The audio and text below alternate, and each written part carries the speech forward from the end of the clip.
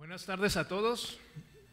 Damos gracias a Dios por el privilegio de estar nuevamente entre ustedes. Es nuestro privilegio el poder congregarnos de esta manera para dos cosas: glorificar a nuestro Dios y edificarnos unos a otros. Mi esposa y yo llegamos de El Paso. Para los que no saben, allá vivimos. Llegamos el viernes y hemos ya tenido el gusto de poder convivir un poquito con algunos de ustedes, y damos gracias ahora a Dios por el privilegio de también congregarnos y traer la palabra en esta mañana. Sí se extraña la experiencia de tener el cuarto lleno y escuchar las voces resonando. Eso en sí también es un medio de gracia que nos bendice y nos anima, pero esperamos en Dios que pronto el Señor nos conceda volver a esa experiencia. Algunos de ustedes sabrán que Juan Calvino ministró en Ginebra, una ciudad llamada Ginebra, por muchos años. Y ahí Juan Calvino predicaba de manera expositiva, libro por libro, versículo por versículo. Y mientras estaba predicando por el libro de Salmos, él fue básicamente botado de su ciudad por el consejo de la ciudad por algunos desacuerdos, y él fue a ministrar por 3 años y medio en una ciudad llamada Estrasburgo, en Francia. Y después de esos 3 años y medio, Juan Calvino regresa a Ginebra y regresa el primer domingo que predica del versículo donde se había quedado 3 años y medio antes, cuando lo expulsaron. Así sin mucha introducción, simplemente se pone delante de su congregación, abre la palabra y retoma el versículo donde se había quedado 3 años y medio atrás. Y de esa manera él está expresando su rol de un simple siervo de la palabra y la importancia que le daba la exposición expositiva de versículo por versículo en su ministerio de predicación.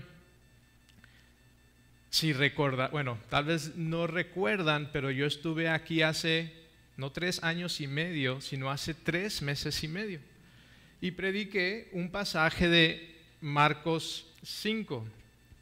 Es el texto sobre el endemoniado gadareno, que corre del capítulo 5 al versículo 20.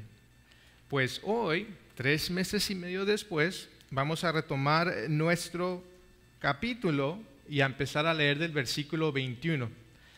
Ahora, no es en ningún sentido que me estoy comparando con Juan Calvino, sino todo lo contrario. Él hizo lo que hizo por su compromiso con la predicación expositiva de la palabra, y tal vez yo más que nada lo hago por mi incompetencia.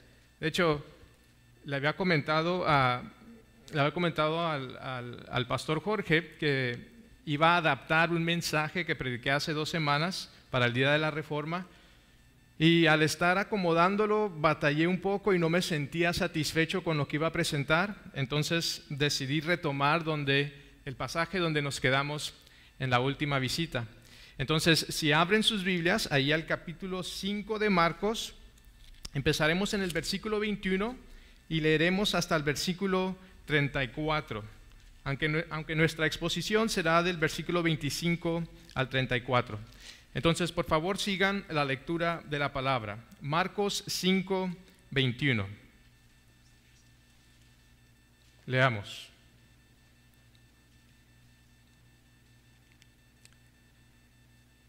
Cuando Jesús pasó otra vez en la barca al otro lado, se reunió una gran multitud alrededor de él, así que él se quedó junto al mar.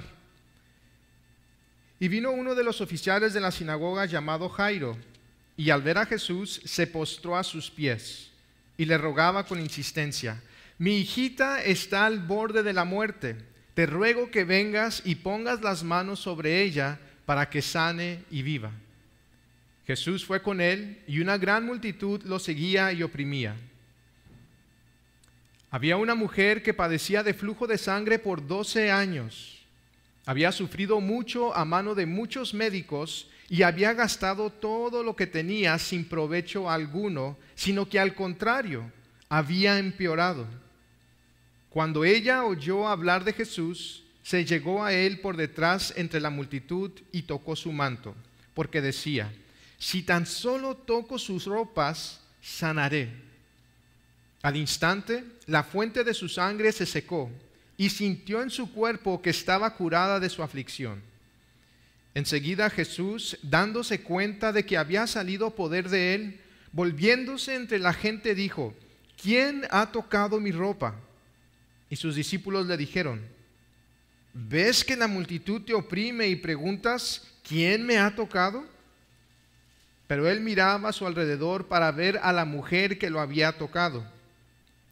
Entonces la mujer, temerosa, temblando, dándose cuenta de lo que había sucedido, vino y se postró delante de él y le dijo toda la verdad.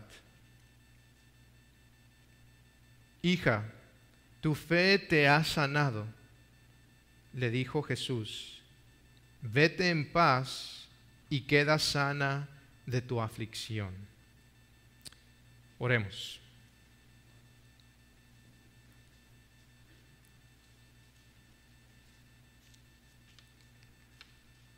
Bendito Padre, sabemos que la razón por la que es una dicha y un privilegio el congregarnos ante tu presencia es porque hemos sido reconciliados contigo. Es porque nos acercamos a ti no como un juez quien nos va a condenar, sino como nuestro Padre.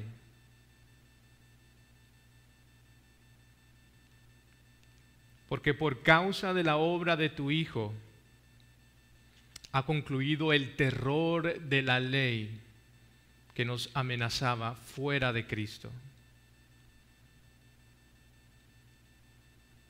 Y ahora nos invitas a que vengamos a ti, disfrutemos de tu presencia, de tu instrucción, de tu gracia. Pedimos, Señor, que en esta mañana uses tú la exposición de tu verdad para tu gloria y para nuestra edificación. Es en el nombre de tu Hijo que oramos. Amén. Algunos de ustedes han escuchado del pentecostalismo unicitario, también conocido como el pentecostalismo del nombre de Jesucristo. Este es considerado una de las 5 ramas del pentecostalismo moderno. Sus raíces se trazan a principios del siglo XX en Norteamérica. Se desprendió este movimiento pentecostés de las asambleas de Dios en 1914, cuando algunos ministros dentro de las asambleas de Dios empezaron a enseñar que el bautismo tiene que ser en el nombre de Jesucristo. En respuesta a esa enseñanza, el Consejo de las Asambleas de Dios publicó su confesión de fe, efectivamente expulsando a estas personas, a estos ministros. Este grupo de pentecostalismo unicitario es caracterizado por su enseñanza sobre la unicidad de Dios. Es decir, ellos niegan la Trinidad, que Dios se ha manifestado en 3 personas, y enseñan que uno es salvo por medio del bautismo, algún tipo de regeneración bautismal. Y es una secta que, como pueden ver, promueve herejías muy serias que nosotros no debemos de tolerar. También es una secta de la cual el Señor me rescató a mí. El Señor me salvó primero dentro de esa secta y después me salvó sacándome de esa secta. Y fui salvo ahí no por sus enseñanzas, sino a pesar de la deficiencia, a pesar de la herejía de lo que se enseña así, de lo que se enseña ahí. Aún así, el Señor me salvó. Lo que consideraremos esta mañana es el tema de una fe deficiente, pero suficiente. Una fe deficiente, pero suficiente, es lo que consideraremos en nuestro texto, el cual dividiremos en 3 encabezados principales. Enfocándonos en los versículos 25 al 34, miraremos en primer lugar la miseria de la mujer, después la sanidad de la mujer y concluiremos con la reacción de Jesús. Versículo 25, una vez más, había una mujer que padecía de flujo de sangre por 12 años. Aunque Marcos no lo expresa de manera clara, lo que parece ser es que este flujo de sangre era un flujo relacionado o conectado con el vientre de alguna manera. Si es así, entonces esta era una condición que no solamente la debilitaba físicamente, sino que según la ley de Moisés, también era una condición que hacía de la mujer impura, ceremonial o religiosamente hablando. En cuanto al sufrimiento físico que ella experimentaba, esto se expresaba en un debilitamiento corporal continuo por la causa de la pérdida de sangre excesiva, posiblemente un debilitamiento al punto que peligraba la muerte. Ella probablemente no podía tener hijos, lo cual era un gran estigma, lo es hoy, pero peor en aquel entonces. Y si ella era soltera, lo más seguro es que ella nunca se iba a casar. En términos de lo que esto representaba por ser algo que la dejaba impura religiosamente, esta mujer estaba excluida de adorar con el pueblo de Israel. De hecho, era tal su condición, según la ley, que ella pudiera ser considerada como una leprosa. Cualquiera que la tocara a ella o a quien sea quien ella tocara, quedaría inmundo. Y el simple hecho de que ella estaba presente ahí entre la multitud ya constituía una violación de la ley, porque ella estaba ocasionando que otros quedaran ceremonialmente impuros. Y lo que nos dice en nuestro pasaje, versículo 25, es que esta mujer había padecido de esta condición por 12 años. Había vivido como una exiliada, como una marginada por estos 12 años. Al final del versículo 29 se describe su condición como una aflicción. Cuando el Señor la sana, dice que sintió en su cuerpo que estaba curada de su aflicción. Si tienen la Reina Valera, dice azote. La Nueva Traducción Viviente dice su terrible condición. Y la idea que comunica al término es la de un tormento. Se combina tanto sufrimiento físico como vergüenza. De tal manera que su condición resulta en algún tipo se sentiría como un castigo.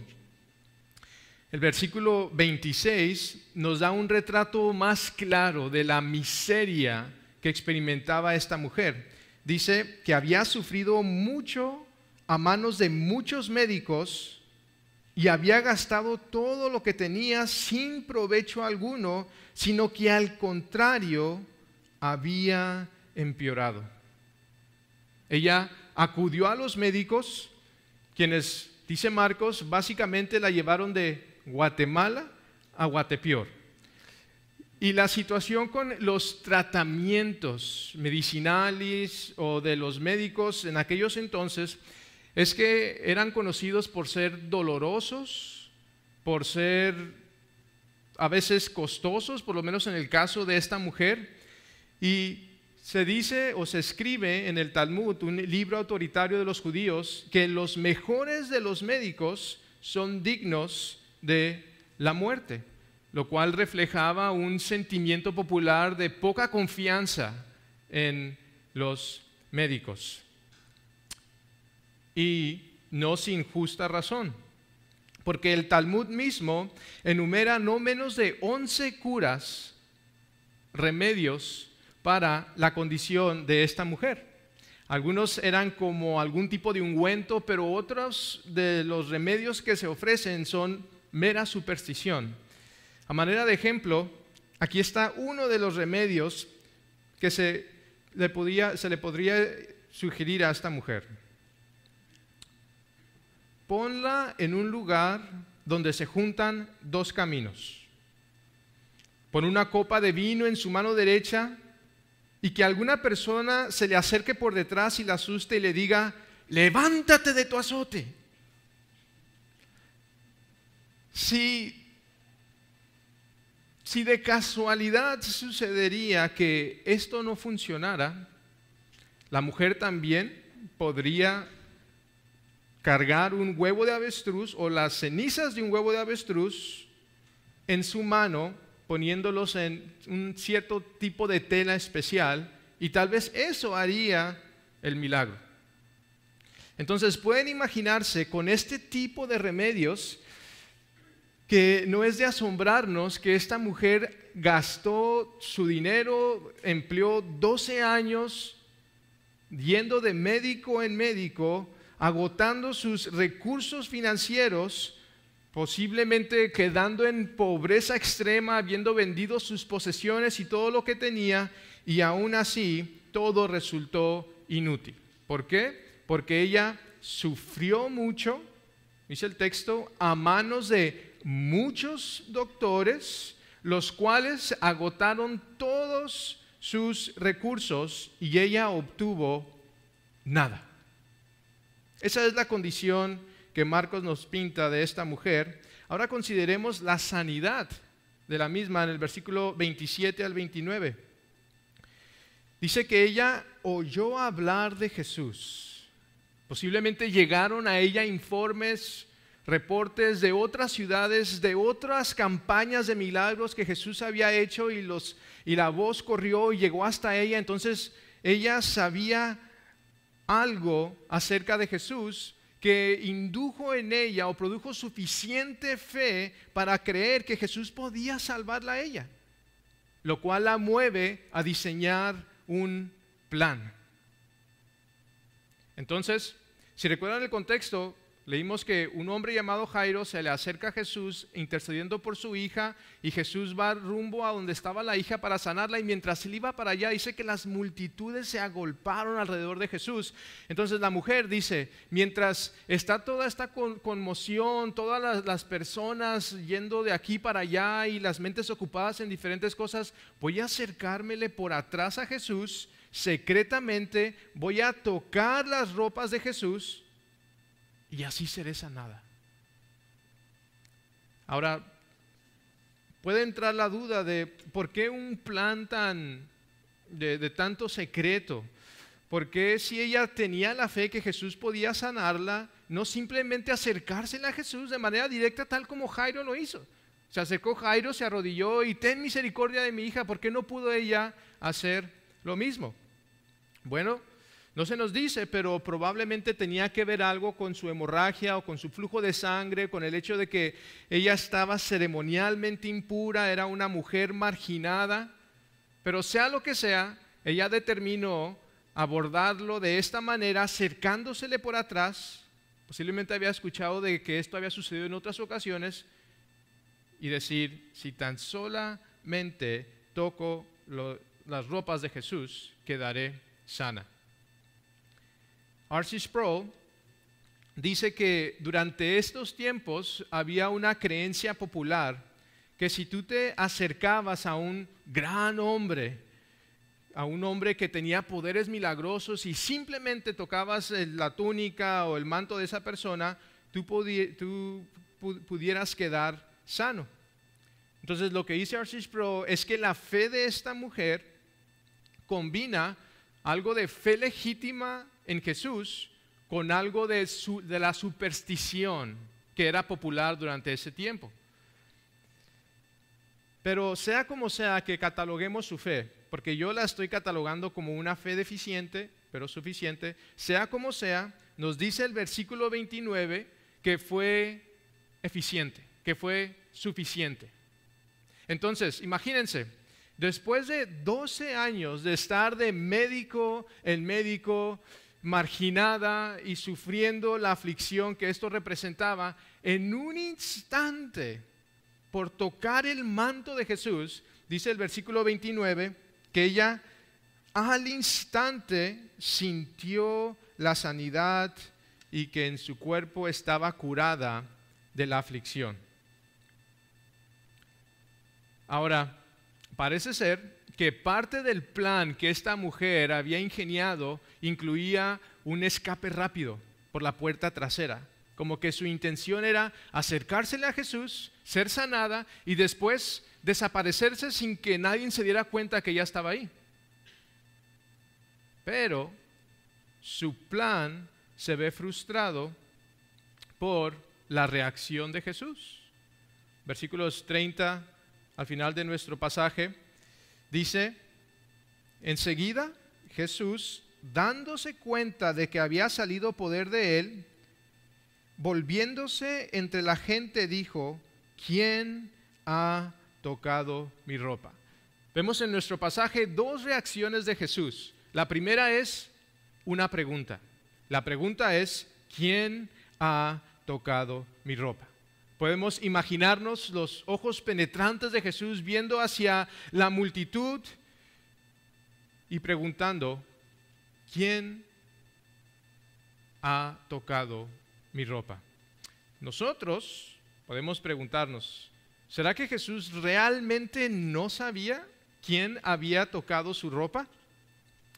Algunos han sugerido, pues obviamente Jesús sí sabía, pero la idea era que él quería que la mujer se presentara, saliera al frente y confesara lo que había hecho. Porque después de todo, Jesús es Dios y Dios es omnisciente. Así que Jesús sabe todas las cosas. ¿No es así? Bueno, la respuesta corta sería sí y no.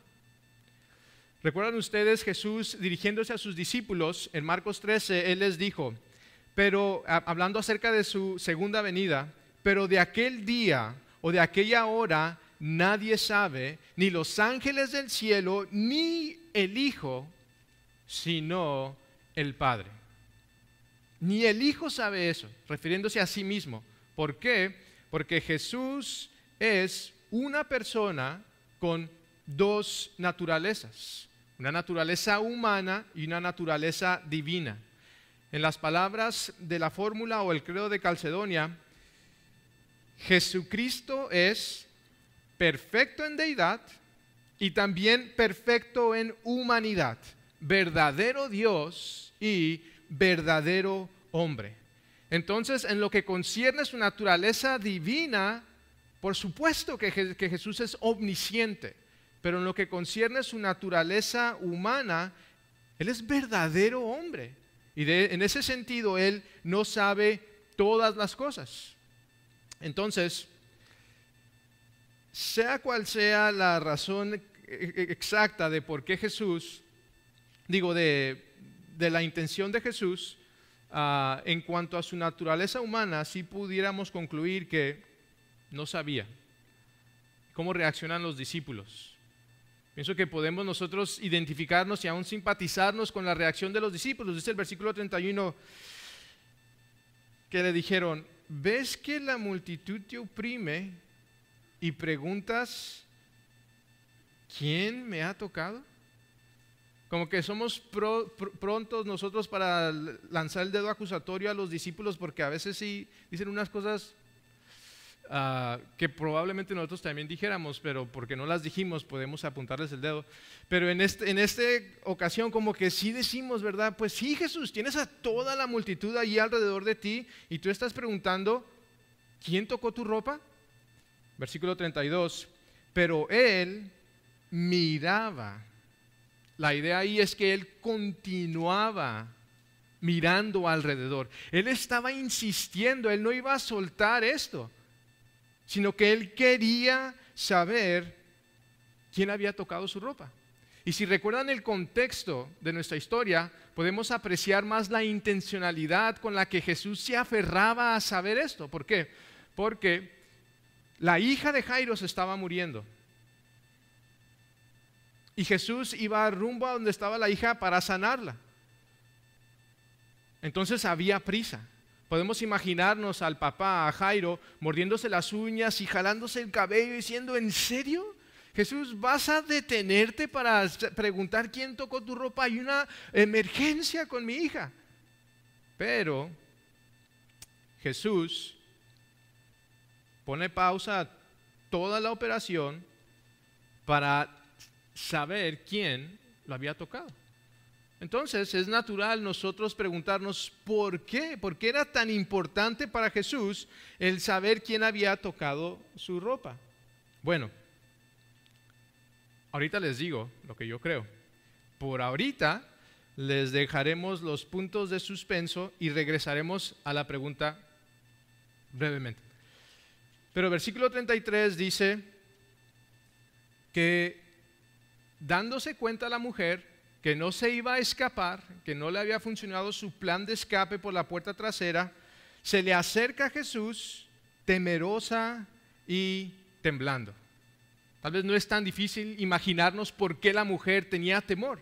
De hecho, era común que cuando alguien se encontraba con el poder de Dios manifestado de alguna u otra manera, reaccionaban con miedo, con asombro. Pero en el caso de la mujer, aparte de ese hecho que había experimentado la sanidad de Dios, también está el hecho de que ella realmente no conocía a Jesús. Ella no sabía si Jesús la iba a amonestar, a reprender por su impertinencia de acercársele de esa manera. Especialmente porque ella constituía a un peligro de impureza ceremonial para quien sea que ella tocara. Tal vez ella temía la reacción de la multitud cuando se enteraran de lo que ella estaba haciendo ahí. Posiblemente no quería revelar su situación de manera pública y que todos se dieran cuenta. Pero, sea lo que sea, enfrenta este temor que ella siente, va hacia el frente y Jesús obtiene la respuesta que estaba buscando. Ella no solamente se identifica a sí mismo como la mujer quien lo tocó, sino dice el versículo 33 que le dijo toda la verdad. Entonces, la primera reacción de Jesús fue esta pregunta: ¿quién ha tocado mi ropa? La segunda reacción de Jesús es una respuesta que él hace después de que la mujer se le acerca. Versículo 34. Hija, tu fe te ha sanado, le dijo Jesús. Vete en paz y queda sana de tu aflicción. Entonces, este temor que sentía esta mujer de acercársele a Jesús y de revelar la situación, no recibe una censura, una reprensión de parte del Señor, sino todo lo contrario, una respuesta compasiva y tierna. Considerando el estigma social que esta mujer debió de haber sufrido todo este tiempo, la reacción o las palabras de Jesús son destacables, porque el hecho de que ella estuviera ahí, como dijimos, públicamente, con su flujo de sangre, representaba una violación del código de los judíos, una violación que estaba sujeta a reprensión. Pero en el caso de Jesús, él nunca parece molestarse con el peligro, la posibilidad de que él quede ceremonialmente impuro por tocar lo que la ley prohibía que se tocara, ya sea sangre o ya sea algún cadáver o algún leproso. ¿Por qué? Porque lejos de que él quedara impuro, más bien él purificaba aquello que él tocaba. Entonces, él insistió: ¿quién me tocó? Queriendo que la persona pase adelante. Y esa insistencia no era motivada por el deseo de querer señalarle ¿y por qué hiciste eso? O algo así. Todo lo contrario. Lo que leemos en el versículo 34 no es sino únicamente palabras de buena voluntad hacia ella. Esta mujer estaba dispuesta a acercársele a Jesús, obtener su sanidad y después huir. sin que nadie se diera cuenta, tal vez ir y presentarse con los sacerdotes para que hicieran la examinación y la declararan ceremonialmente pura y pudiera así reintegrarse a la sociedad, pero Jesús no lo permitió. Y eso no fue por causa de sí mismo, no fue para su propio beneficio, sino por causa de ella. Se refiere a ella en versículo 34 como hija. Esa es la única ocasión registrada en la Biblia donde Jesús se refiere a una mujer como hija. Y según la literatura judía, el término se usaba como una designación respetuosa y afectuosa a una mujer irrespectivamente de su edad. Entonces, después de tantos años de estar marginalizada como lo estaba, podemos imaginar que el hecho de que este gran rabí se dirigiera a ella como hija debió de haberla afectado en una manera que pudiera traer algo de consuelo. Allí tenemos a Jairo preocupado por su hija, a quien él amaba, y luego vemos que Jesús se detiene para condescender por causa, por amor de esta mujer a quien ahora él llama hija. Y noten lo que le dice. No le dice, el haberme tocado te ha sanado. Mi ropa te ha sanado. Le dice, tu fe te ha sanado. Ahora, sabemos que no hay ningún poder intrínseco en la fe misma. El poder está en Jesús. La fe es un mero instrumento por medio del cual podemos apropiarnos de la gracia de Dios, del poder de Cristo, pero en sí la fe no sana ni salva. Y obviamente no había ningún poder mágico en la ropa de Jesús que resultó en su sanidad. Tu fe te ha salvado, y luego ¿qué le dice? Vete en paz. Durante la última década o los últimos 12 años de esta mujer, ella había conocido mucho sufrimiento. Ella había conocido mucho rechazo, pero no había conocido mucha ni poca paz. Pero ahora Jesús le dice, vete no temblando, no regañada, vete en paz y queda sana de tu aflicción. Mujer, hija, tú no me robaste tu sanidad, yo te la di. Ahora, regresándonos a la pregunta que hice hace unos momentos, ¿por qué es que Jesús estaba tan fijo, tan determinado en saber o en que esta mujer o persona pasara adelante y confesara que ella es la recipiente de esta sanidad? ¿Por qué no la dejó irse en silencio para evitarle este temor y este temblor que ella experimentó? ¿Por qué es que él insiste en saber quién fue quien recibió sanidad de parte de él? Pues, entre otras razones, yo diría porque él quería que ella supiera el afecto que él tiene para con ella. Él quería que ella escuchara las palabras de bondad y buena voluntad para con ella. Y que supiera, mujer, no fue un poder mágico en mi ropa que te sanó, sino fue mi compasión, fue la piedad y el amor en mi corazón hacia ti. Tu sanidad no es otra cosa que un gesto de mi amor por ti. Aunque sabemos, ya considerando el panorama más amplio de la revelación, que en última instancia esta mujer no se desangró hasta la muerte, porque Cristo sí lo hizo. Él sí derramó su vida hasta la muerte. Entonces esta es nuestra historia, la condición de la mujer, la sanidad de la mujer, la reacción de Jesús. Ahora concluyamos con algo de aplicación. Y realmente mi punto principal de aplicación es que una fe imperfecta puede ser fe genuina. Una fe deficiente puede ser una fe suficiente. Yo creo que la fe de esta mujer era deficiente. Y más que nada creo eso porque muchos comentaristas sólidos sugieren eso. Entonces, basándome en lo que los que sí saben, lo que ellos dicen, que la fe de esta mujer estaba mezclada con algo de superstición que era común durante el día, yo concluyo que tal era el caso.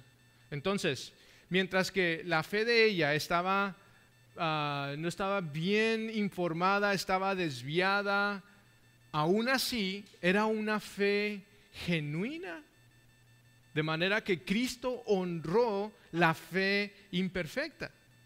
Podemos decir que era deficiente tanto en su contenido, el entendimiento que esta mujer tenía acerca de quién era Jesús. Obviamente casi parece que no sabía nada, pero también era deficiente en su firmeza y constancia. Tal vez no era una fe muy fuerte, pero aún así Jesús honra esa fe, y eso es buena noticia para nosotros, porque así como la fe deficiente de esa mujer fue suficiente en ese entonces, lo mismo en nuestros días.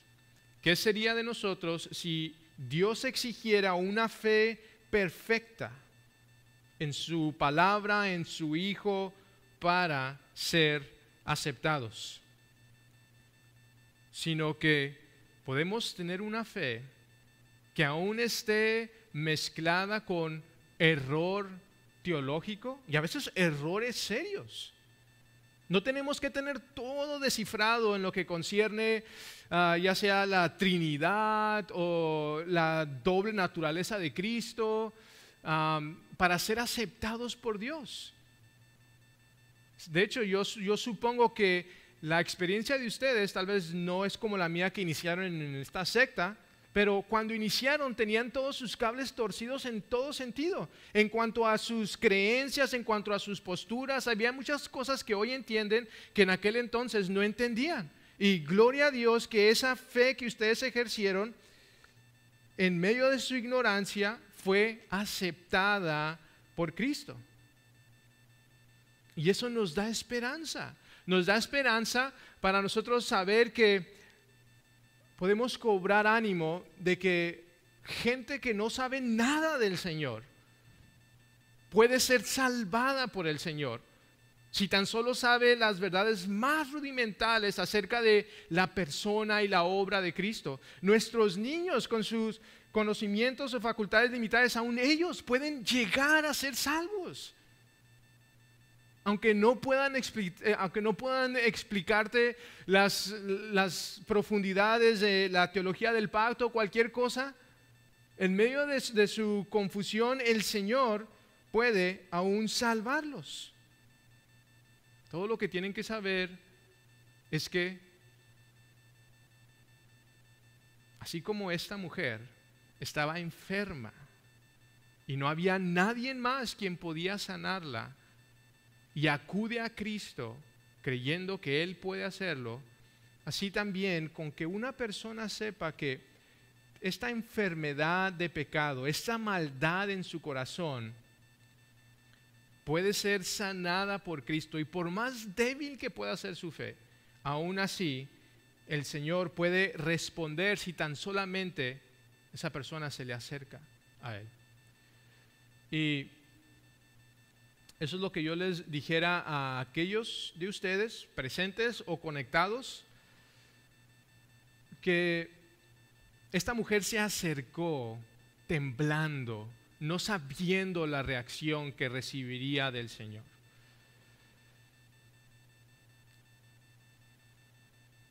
Pero nosotros sabemos que el Señor invita al pecador a que acuda a Él y encuentre perdón. Lo que deberían de temer no es si Cristo me va a rechazar, sino si voy a dejar que Cristo continúe caminando hacia la hija de Jairo, hacia las otras personas, llevando sanidad con ellos y ellas, y que me pase a mí por alto por no acercármele a Él para recibir mi salvación. Ahora, quiero concluir con este último punto. ¿Por qué razón es que una fe deficiente es suficiente? La razón es porque la fe, como dije ahorita, no es la base de nuestra salvación, de nuestro perdón. Sí, leemos en la Escritura y expresamos de manera común que la salvación es por fe únicamente. Pero ¿qué quiere decir eso? ¿Qué quiere decir que la salvación es por fe únicamente? No quiere decir que la fe es la base sobre la cual nosotros somos perdonados.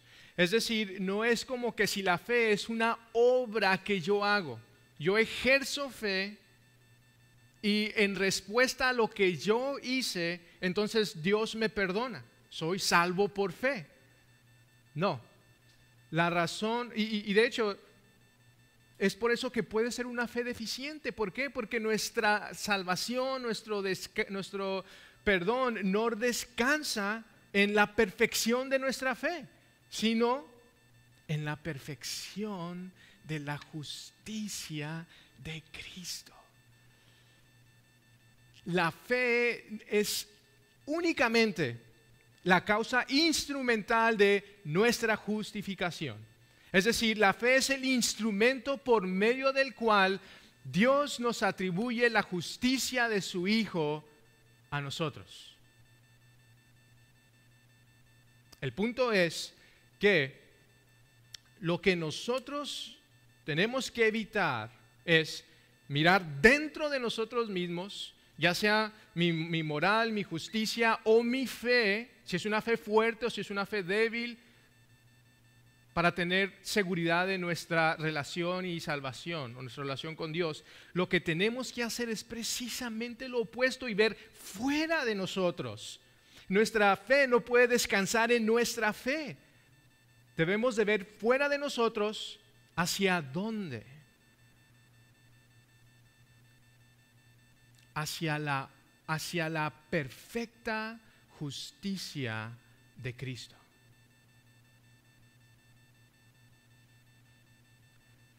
Cuando vayamos delante de Dios, miren, tal vez nosotros podemos de manera ligera menospreciar la insuficiencia de nuestras buenas obras, lo reprobado que están nuestras obras de justicia. Y podemos, como dice Calvino, dice, los hombres pueden parlotear prestamente acerca del valor de las buenas obras para ser justificados delante de Dios. Dice, pero cuando estén delante de este Dios majestuoso, dice, van a tener que hacer a un lado tales pasatiempos. Porque cuando somos enfrentados con el Dios, no de nuestra imaginación, sino de la Escritura, que de ninguna manera tendrá por inocente al culpable, el Dios que exige perfección en nuestras acciones, palabras, pensamientos, el Dios que es omnisciente, que ve los secretos de nuestros corazones, el Dios ante quien los ángeles no son suficientes, no son dignos de contemplar. Lo que dice Calvino es lo que tenemos que hacer es elevar nuestras mentes al trono de Dios, ante este gran juez justo, para poder empezar a apreciar que necesitamos una justicia fuera o distinta a nuestra justicia. ¿Y saben cuál es esa justicia? Cristo vino a esta tierra como hombre, y como hombre fue el Cordero de Dios sin mancha alguna. Él obedeció cada mandato de Dios, de la ley bajo la cual nació, la ley de Moisés, y él a la perfección nunca se desvió ni en pensamiento ni en acción. su amor por Dios, su amor por el prójimo, su celo y cuidado por la palabra de Dios. Él honró a sus padres y cumplió con todos los 10 mandamientos y todo lo demás. Y por haber hecho eso, Jesús ganó justicia delante de Dios, justicia que es aceptada, que es suficiente delante de Dios el Padre. Y es como que si todas esas acciones que hizo Jesús, que constituyen su obediencia, son hilos que Dios después teje en una túnica, y esta es la justicia de su Hijo, y Él está presto para darnos esa justicia mediante la cual podemos presentarnos delante de Dios y ser justificados. Y el vínculo, fíjense, todo esto es posible por medio de nuestra unidad con Cristo. Dice la palabra que el creyente es unido espiritualmente a Cristo y son uno. Así como cuando dos personas se casan, dejan de ser dos y son ahora una sola carne y comparten todo lo que tienen en común. Las deudas de uno ahora son las deudas del otro y todo, y las cosas buenas y las cosas malas. Cuando nosotros somos unidos a Cristo, imagínense, ¿qué traen ustedes a la mesa? ¿Y qué trae Cristo a la mesa? Así como los esposos tienen todo en común, cuando nosotros somos unidos a Cristo, ¿qué traemos nosotros para contribuir? Rebelión, culpa, indignidad, muerte. ¿Y qué es lo que Cristo contribuye? Pureza, dignidad, salud, misericordia, justicia aprobada por el Padre. ¿Y qué es lo que nos une a Cristo? Es el vínculo de la fe, y exclusivamente la fe y nada más. Pero lo que nos está justificando delante del Padre es únicamente esta justicia, la cual no se encuentra en nosotros. Aún después de que somos unidos por fe espiritualmente a Cristo, sigue siendo la justicia de Él. Sí, nuestra por imputación, pero de Él, porque Él es quien se la ganó. Entonces somos justificados por una justicia que se obtuvo antes de que naciéramos. El punto es que no podemos ver dentro de nosotros para encontrar una pizca de paz. Aún después de que somos salvos, somos regenerados, tenemos un nuevo corazón y el Señor empieza a santificarnos y no hacemos cosas que antes hacíamos y hacemos cosas que le agradan a Dios. Aún después de todo eso, si somos honestos, nos damos cuenta que aún nos queda mucho por recorrer. Aún nos enojamos, nos impacientamos, aún hay envidia, amargura, lujuria. Y es por eso que en ese día que estemos delante del Señor, tú no quieres estar descansando en tu justicia.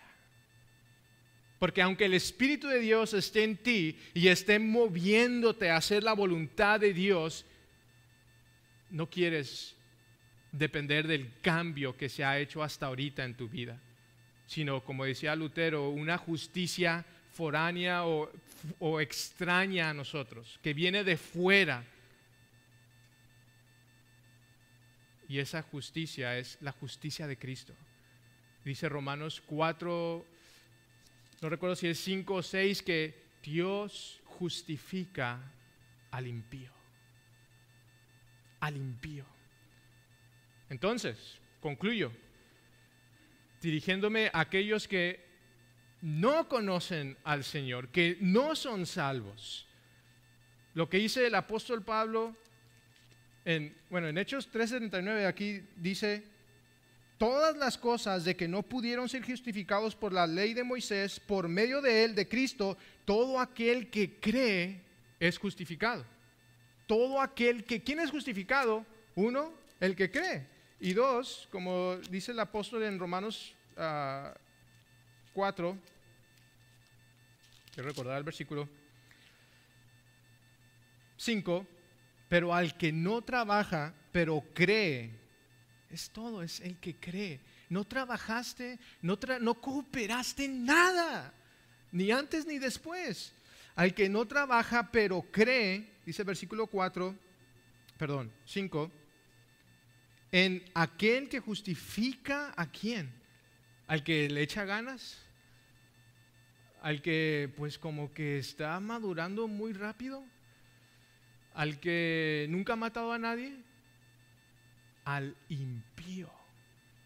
Dios justifica al impío que cree. Entonces, si has violado los 10 mandamientos, si ya tienes un pie en el infierno, si tu conciencia te agobia por tu pecado, Dios justifica al impío aún con una fe insuficiente, con una fe que no es perfecta. Porque la fe no es otra expresión sino de un reconocimiento de decir, no tengo nada que contribuir a mi salvación. Solamente vengo para recibir aquello que no me gané, para sembrar lo que no coseché, sino lo que Cristo hizo. Oremos.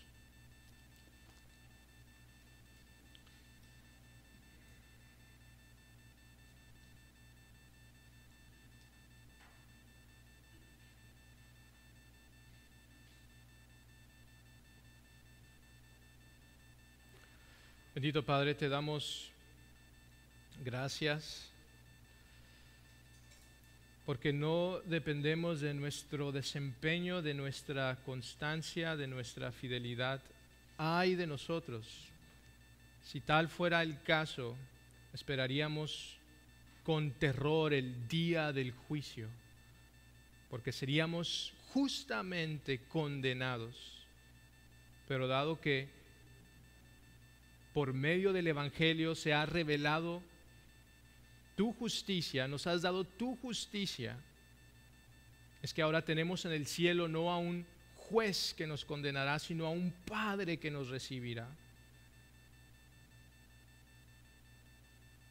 Y en esta hora te damos gracias por recordarnos una vez más esta gloriosa verdad de justificación por imputación, la imputación de la justicia de tu Hijo.